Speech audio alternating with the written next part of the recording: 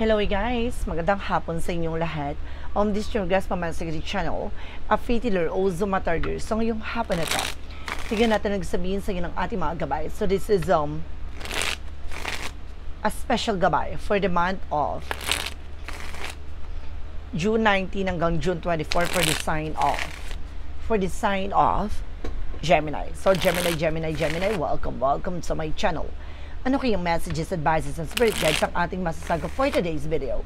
Kanino kayang energy or kaganapan sa buhay ng mga Gemini ang ating makakagilap? So guys, this reading is a general reading lamang, hindi lahat makaka-resonate. Kunin lamang po ang makaka-relate sa inyo and comment down below kung kaninong energy ang ating nasagot.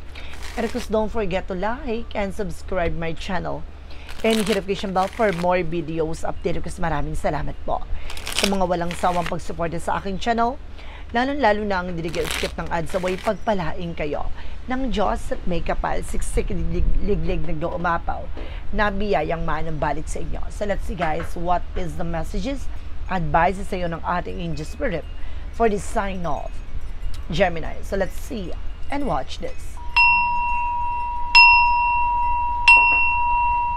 Angel Spirit Guide, please give me information. Paano kayong sabihin sa iyo ng ating mga baraha? Okay. So, there's something guys with the Two of Cups, with the partnership. So, some of you guys na meron talagang kaugnay dito about sa pakikipag-ugnayan, na pakikipag-usap, no? No, meron din dito unconditional love, pag-ibig, no? At meron partnership din ako nasa-sense dito na maaaring magdadala sa iyo ng high level of commitment, no, relasyon. And there's something guys with a Six of Swords, transition.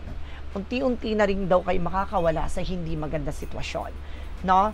Meron dito ako nakita na maaaring magtulungan, maaaring magdala sa iyo ng panibagong eksena, no? What is additional messages? Represent with the Four of Wands by celebration. See, I told you, magkakaroon talaga ng higher level of commitment, transition, no, from jowa, no, from live-in, and of course from partnership that brings you high level commitment. Na maring ikakasal kayo, may engagement na.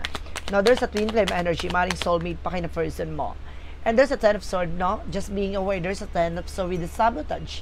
Na meron talaga sumasabotage sa eksena nyo, just being aware. Na mag-ingat po kayo. And of course, there's something the King of Pentacles, maging secure at practical ka sa kung ano man yung mga bagay na meron ka. Napangalagaan at protectionan mo ito. And there's a Five of Wands. So there's something guys with competitors, competitions, no?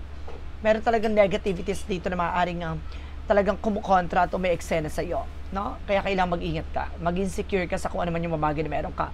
May kakompetensya ka dito, ka na sense dito, ha? May kalaban ka dito, no? It's either a toxic family or toxic friend, or either there's something third wheel. Pero alamin natin yan. There's the Two of Cups represent the Page of Pentacles. Investment, no? Kumbaga, sinasabi dito, magkakaroon talaga na partnership, hindi lang sa business, kundi din about sa pag-ibig, no? Pero more on investment about sa pera, no? And there's a Page of Cups, listen to your intuition, listen to your gut feeling. No, hindi ka ililigaw nito. Dadaling ka sa mas makabuluang bagay, no, sa mas bagay na ikalalago mo, no? What is the Four of Wands? The Four of Wands represent the Ten of Wands. So, ibig sabihin dito, maraming mga obligasyon o responsibilidad na maiiwanan sa isa't isa, no? Meron ditong maaring breadwinner, provider sa family. What is the Ten of Swords? Represent with Two of Pentacles. Now, there's a balance. So, kailangan timbangin mo lang yung mga bagay na makakatulong sa'yo. Naalisin mo yung mga bagay na makakasira sa eksena mo, no? What is the King of Pentacles? Represent with the Temperance. This is the perfect timing, no? Kumbaga, inilalaan, ipinagkakaloob, no? Yung mga bagay na para sa'yo talaga, no? Matuto kang kumalma, na maghintay ka ng tamang pagkakataon. What is the Five of Wands? Represent with the High Priestess. So, there's something hidden agenda or hidden enemies. Maraming mystery sa likod dito. Na marami kang bagay na unti-unti mong matutuklasan, unti-unti mong malalaman. Maraming hidden agenda, no? Dahil maaaring meron dito nakikipagkompetensya sa'yo or kumakalaban sa'yo. Maaaring maraming malalantan, na maraming mailalahad dito. What is the Two of Cups? Because the Page of Pentacles. Represent what? represent with the word card. Now, there is a something trouble, guys, na magkakaroon talaga ng travel, accomplishment, success, no? So, represent with the hangman, no? There's something stuck, no? You're feeling stuck. Parang feeling ko maraming tumatakbo sa utak mo dito. Maraming tumatakbo sa isip mo. Unti-unti na magbabago lahat ng kaganapan sa buhay mo. And there's a hermit card, no? Spiritual enlightenment. May mga bagay magliliwanag about sa spirituality. Na unti-unti nang matutuklasan, unti-unti mo nang malalaman, na unti-unti nang lalabas lahat ng katotohanan, no? Kumbaga kailangan mo lang dito makawala sa comfort zone mo, sa mga takot at pangamba mo, kailangan baguhin ang perspective mo, no? May mga part dito, guys, na nasa-sense ka na natakot ka, no? Nangangamba ka, ayaw, parang takot ka sa disappointment, no? Takot ka sa masisisi, parang ganun yun na sense ko. And there's a 7 of Wands that you are being protected. Huwag ka mag-alala, na protektado ka. No, or either kailangan mo proteksyonan yung sarili mo dahil marami sa paligid mo na maaaring sabobotahin ng pangarap at plano mo. Timbangin mo lang yung mga taong pagkakatiwalaan mo. And there's a 7 of Pentacles with a harvest moment. So see, magkaroon ka ng security, kumalma, at huwag ka mag-alala, aani ka na lahat ng mga bagay na pinaghirapan mo. So, kumbaga sinasabi dito, ngayon pa lang, pag-isipang mabuti, huwag ka nagtitiwala ng lubos sa mga tao sa paligid mo. At the same time, pangalagaan mo ang iyong mga pinaghirapan. What is additional messages? Represent with the Tower moment for a major changes. Na malaking pagbabago na magaganap sa buhay mo. Na mayroon talagang may unexpected moment talaga. No? Maaring mayroon taong sisira or mayroon taong susubukan sirain ka. No? So there's something, the Tower moment is a chaos, disaster, distractions, or either there's something, kumbaga, pagbagsak, no? Bankruptcy. Na mag-ingat ka dito, may kakompetensya ka, may kumakalaban sa'yo, no? Merong gusto magpabagsak sa'yo talaga dito. What is additional messages? Represent with the 5 of Swords, no? But there's a fair fight, huwag ka mag-alala, patas ang laban, no? Talagang makukuha mo yung tamang pagkakataon, mamamanifest mo naman to, no? Merong, kumbaga, nasa iyo talaga, nasa side mo, no? Naka-support ang ating gabay. And of course, there's something, the Knight of Swords, no? Pabilis ang sitwasyon. Nakakaranas ka ng delays, yes. Pero kung babaguhin mo yung perspective mo, babaguhin mo yung pananaw mo, kung may mga signs or synchronicities ka na napansin or nakita, no? Kailangan mo mag-pay attention. No? It's something babala, paalala, no? Na kailangan mo ng babago. Alisin yung mga negative thoughts, no? Yung mga perspective mo na wala sa lugar. And there's a 7 of Swords, the sneakiness. Just being aware. Talagang marami talagang sinungaling maluloko sa paligid mo. Mayroon talagang mga, kung alam mo yung, kumbaga tumutulong ka na, no? Sumusuporta ka na dito sa tao na to. Then of course, at the end of the day, parang, kumbaga naging abusado, no? Kumbaga, ang nangyayari, nagsisinungaling na, no? There's a cheating lying on you. So ngayon, kumbaga, unti-unti mo na papakawalan yung takot at pangamba mo sa sarili mo, no? Yung masasabi nila, yung may mga masasabi yung mga tao, yung ibang tao, no? Kumbaga ngayon, wala ka ng pakialam, gano'n ang mangyayari, no? And of course, there's something, the 7 of Cups, no? There's something, opportunities, na maraming opportunities na darating pa, no? There's a multiple options, multiple choices, no? Protection na at pangalagaan mo yung grounds mo dito. And of course, there's something, the Knight of Wands, so there's a slow and steady. Manatiling kalmado, wag kang agresibo. Tulad na sinasabi ko, kalmado with the temperance. Now, there's a perfect timing. So, kung para sa'yo, para sa'yo. Kung hindi para sa'yo, no, hindi pa para sa'yo. No, wag mo masyadong pagpilitan, wag mo ipilit yung isang bagay. And of course, there's something, the Knight of Cups. May offer talaga. No, there's an offer. There's something, a movement with the Knight. No, with the Knight of Swords and of course, the Knight of Wands and the Knight of Cups. There's something in offer. No, movement. Mayroon talagang darating na changes sa development talaga sa situations mo, no? May mga part dito na maaaring gumulo, no? Pero it's something a blessedness, guys. There's something, an eagle. No, there's an owl. No, there's an owl na nasa part ng darkness or sa part ng napakadilim na parte ng buhay mo, no? Dito mo masisilayan lahat ng bagay na dapat mong malaman. Diba? Ang all, kumbaga sa gabi yan gising, no? Ngayon, doon mo makikita, no, lahat ng kaliwanagan sa mismong sitwasyon na kinasasadlakan mo. Doon magkakaroon ka ng realizations, no? Kasi may mga offer, and of course, there's an apology na darating dito na hindi sincere. So, just being aware, there's an hidden agenda. No, kaya siya hihingi ng tawad, ganito, ganyan. Meron pala siyang balak or something, may intention. No, ito yung sinasabing complication. So, mag-ingat ka. No, gusto nitong sirain, no, at pabagsakin kung ano man yung mabagi na meron ka. Kaya kailangan just being aware. So, guys, let's see. Hagilapin at alamin na natin lahat ng kaganapan sa buhay mo with finances and career, love life, at kalusugan. Let's watch this. For finances and career, represent what? So, there's a hierophant for lesson learned. No? Matuto ka na sa mga pinagdaanan mo pagdating sa finances. No? There's something that's sign of cups, happiness. Pero at the end of the time, magiging masaya at magiging maligaya ka. Kasi marami kang bagay na matututunan dito. No? Marami kang bagay na mararanasan. No? After these situations, no? Kumbaga, unti-unti mo nang malalasap, mararamdaman yung success. No? Let's see. And there's a chart card. Maraming parating na pagbabago talaga. No, at least ngayon magkakaroon na ng movement, no, changes and development na sa situations mo. No, akala mo hanggang doon na lang, no? Akala mo yun na yun. There's an Ace of Wands. No, dito papasok ang mga bagong proyekto, plano. No, kumbaga, inilihis ka, no, sa posibleng mangyari sa eksena mo na kailangan mong babago yung situation. No? Merong bagay na dapat mong matutunan, no, kaya ka inalis doon sa situation na yon kasi merong mas magandang makabuluhang bagay na para sa iyo. No, dito papasok ang mga bagong eksena. And there's an Eight of Wands. So there's a fast communication and fast movement. Dito papasok ang mga messages and phone call. There's a lot of transactions. No? Maraming mga ganap. There's a double clarification with the movement. And there's a travel, guys. Unventure them. And there's a justice card, justisya. Na makakamit mo talagang justisya dapat para sa'yo. Kumapit ka. No? There's a balance. No? What goes around comes around. There's a consequences. No? Huwag ka mag-alala, kaakibat nitong bagay na to. Yung, kumaga kung may natutunan ka, may mga naranasan ka dito, no? Kung ano man yung bagay na pinundar mo or pinaglaanan mo ng panahon at oras, and of course, kung nagtanim at nag-imbak ka, aani ka.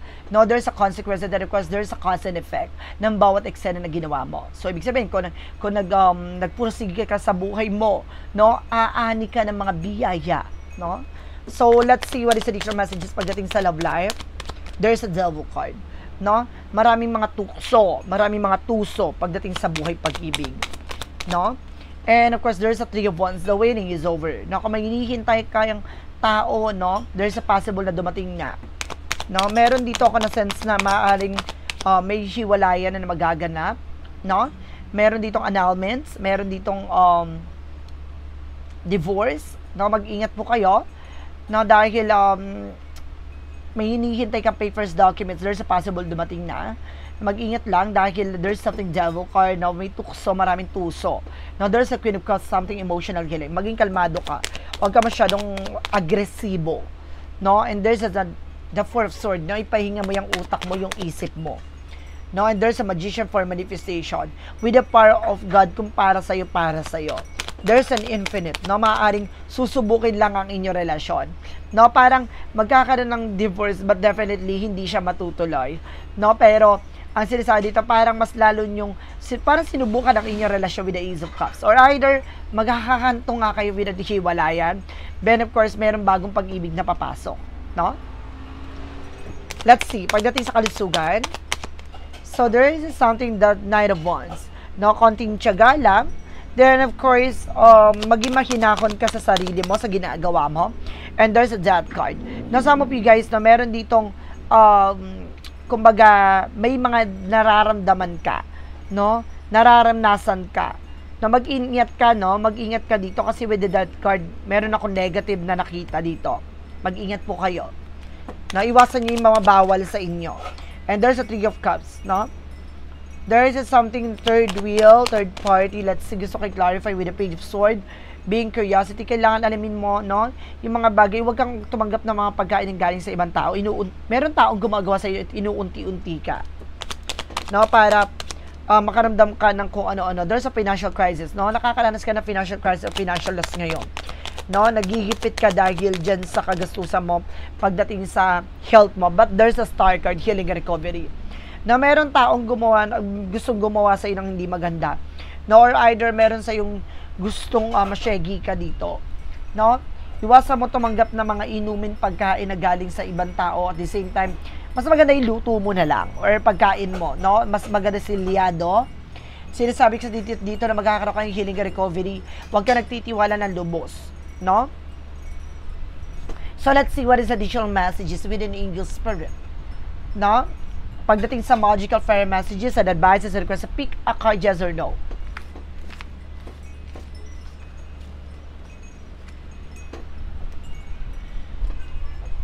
With the magical fire messages represent what?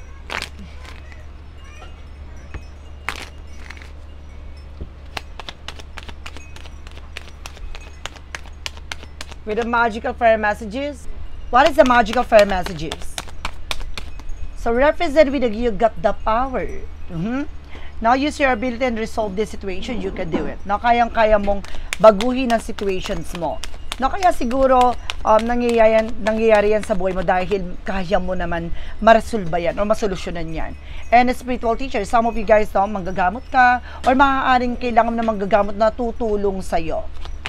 No? And there's something winter. No, ngayong winter season, maaaring masagot na lahat ng katanungan mo. No, let's see. What is additional messages with a yin and yang oracle card? With a yin and yang oracle card represent what? Represent with a guarded, no? You are also guarded, no? Ginagabayan ka ng ating angel spirit. Pasabog ka dyan. No, I mean, this is sense ako dito, guys, na magiging manggagamot ka. No, and this something, messages in troubles. Some of you, maraming mensaheng darating, no? Sa panaginip mo, sa intuitions mo. No, and there's something self-worth. Alam mo, dapat sa sarili mo yung halaga mo. No, wag ka dumepende sa ibang tao. Sa sarili mo lang dapat. Now, what is the synchronicities represent what? For synchronicities represent what? Synchronicities represent with the speed. No, bibilis ang daloy ng eksena.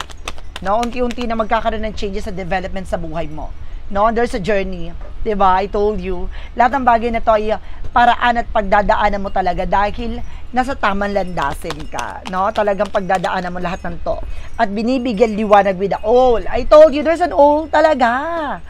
No, there's a wisdom, no, enlightenment and insight, no, may mga pasilip, no, or may mga bagay na ipapakita sa'yo, pangitain. Oh my God, lahat ng bagay pinagtatagpi-tagpi sa reading, that's good. What is the romance angel for a Mystic Love Oracle deck? No, there's a courage, no, ini-encourage ka dito na kailangan mo maging matapang, no, kumbaga may inaakit ka dito na kailangan mong maging matatag sa buhay. No, ano man yung mga bagay na pagdadaanan mo, mahirap man, nakakalula man. No, pero sinasabi dito, kailangan mong makarating sa rurok ng tagumpay. No, wag ka mapanghihinaan ng loob. And there's a crossroad, no? Kumbaga sinasabi dito, may mga pinagdadaanan man kayo ng partner mo or either ng person mo, no, or either may taong darating sa'yo, no? Pero same page kayo, no? Parehas kayo ng direksyon na mararating, no? Parehas kayo kumbaga sa dulo magkikita pa rin kayo, no? So let's see what is additional messages with an angel's number. Angel's number represent what? Represent with the 23 with the endless cycle. There is some truth you're resistant to accept over and over again.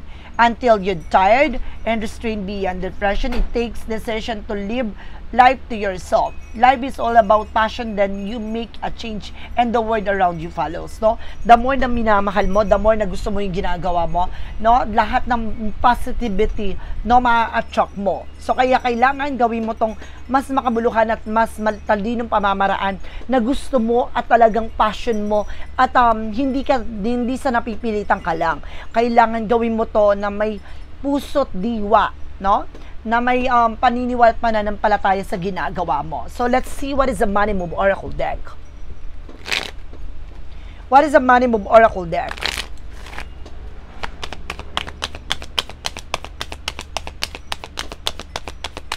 represent with a success, no? Magsasuccess ka talaga, no?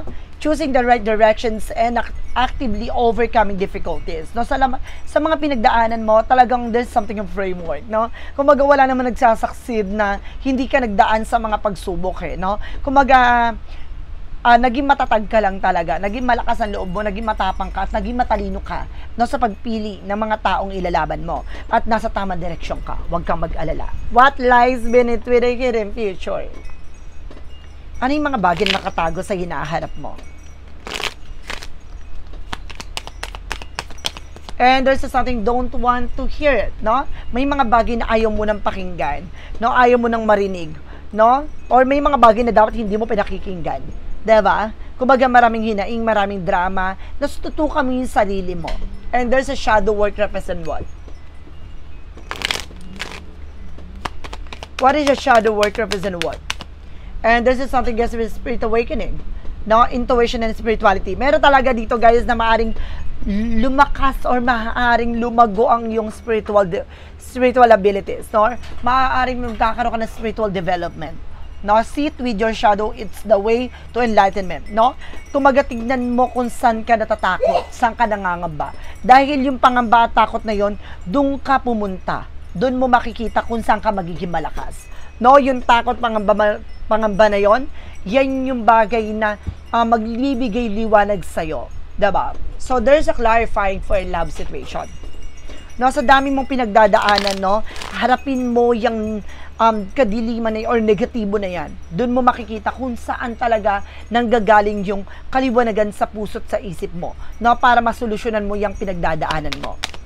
Clarifying for a love situation, there's a magic within. No, create space for personal growth and self-discovery, no? Unti-unti mo madidiscover sa sarili mo na kaya mo pala, no, yung akala mo naduduwag ka, nangangamba ka, pero ngayon abot kamay mo na. So, let's see what is a clarifying for a life situation. Diba, pagdating sa relasyon, nakala mo, natatakot ka, na sumubok ulit, dahil labigo ka, no? Ganun talaga sa buhay. There's a trying error, no? Talagang kailangan mo pagdaanan, maranasan. No, hindi ko naman sinabi na kumaga sumubok ka ng sumubok hanggang sa lumuwag ka. Hindi ganon. No, kailangan mong maging no, mas lalong matuto sa mga pagkakamali mo. No, kung nagkamali ka sa tao na to, ano yung bagay na dapat naging leksyon mo doon o natutunan mo sa relasyon na yon? No? Kumbaga pagdating na another relationship naman, kung hindi nag-work yon, ano yung bagay na kailangan mong i-adapt dito sa tao na to, na i-apply sa tao na to na maaaring kumbaga maging bagong eksena nyo, no? At alisin mo yung naging komplikasyon dun sa nakaraang relasyon mo. Unti-unti nag-upgrade yung situation mo. No? Let's see. Clarifying for a life situation. Represent with a new heights, no? Lumipad ka ng mas matayo at mas mataas. Gamitin mo yung pakpak mo, no?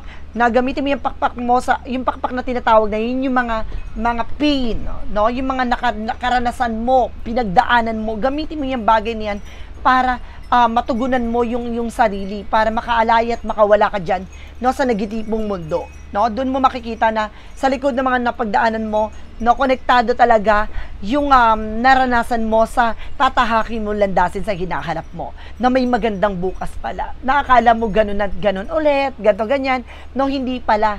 No, may mensahe para sa ng ating gabay na huwag kang susuko, lumaban ka. So let's see what is a part of the light represent what? Sa buhay, 'di ba? Pag sumuko ka, talo ka. 'Di ba? What is the part of the light? And there's something confident. No, lakasan mo ang loob mo, maging matapang ka. My trust in life is unwavering, guided by God. Wisdom and love, my heart and choices are aligned in divine will. I remain faithful to my inner guidance, knowing that everything unfolds according to God's plans, and I am empowered by this deep faith. No, dahil sa pananampalataya at tiwala mo, napakalalim ng pananampalataya at tiwala mo sa sarili mo, at the same time sa ating po ang may kapal, eto na, ibibigay na sa'yo. No? So guys, this is, let's see, what is a pick a card, yes or no? No? Alamin pa natin ano magiging sagot sa tanong mo. Let's watch this. Okay, with a pick a card, yes or no? Let's start with the number 1. Kung sino nakapili na number 1, ito na yon. There's a yes. you have the answer opening doors access, no? Binibigyan ka na nakasagutan sa lahat ng katanungan mo at binubuksan na ang panibagong pintuan na to para makapagsimula kang muli. Number 2, there is something misdirection, recalibrate your course. So, ibig sabihin nito, may mali kang nagawa, mali kang direksyon na tinataka, kailangan mo bumalik kung saan ka nagmula. No? Kung saan ka nang galing. And there's a number 3, cannot break the ice, chilly receptions, bleak. Ibig sabihin dito na hindi mo masisilat, hindi mo mabasag tong bagay na to. Kailangan mong matutunan, no, at tanggapin na hindi para sa yung mga bagay na to. No, wag mo ipagpilitan, wag mo ipagsiksikan. So guys, this is special gabay for the month of June 19 hanggang June 24 for the sign off. Gemini. So, Gemini, maraming salamat po for this wonderful reading. So, once again, this reading is a general reading lamang, hindi lahat makaka-resonate. Kunin lamang po makaka-relate sa inyo. And comment down below kung kaninong energy ang ating nasagap. Because don't forget to like and subscribe my channel and hit the notification bell for more videos updates. Maraming salamat po sa mga walang sawang pag-support, sa walang sawang pag-support sa aking channel, lalo na ang skip ng ads, away pagpalain kayo ng Diyos at may kapalisiksik liglig nag-uumapaw na manumbalik sa inyo. Maraming salamat po, see you in the next video. Bye-bye and babush.